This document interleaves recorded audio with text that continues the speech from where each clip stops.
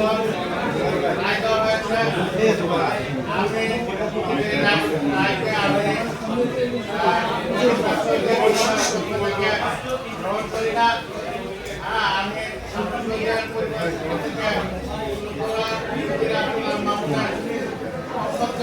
যাবজ্জীবন আমরা শাস্তি আশা করছিলাম। আশা করি মাননীয় আদালত বিবেচনা করবেন। আজকের মাধ্যমে কার্যকরী হোক আমরা একমাত্র প্রতিবাদ জানাচ্ছি এবং বিশেষ করে শেখ হাসিনাকে বা শেখ হাসিনার দল এই দলকে আমরা শেখ হাসিনাকে শুধু পঁচিশ বলবো না, শুধু ঘৃণা করা ন্যূনতম হবে। আমি মনে করি শেখ হাসিনা শুধু ফেসিস নয়, ফেসিস বললে কম হবে।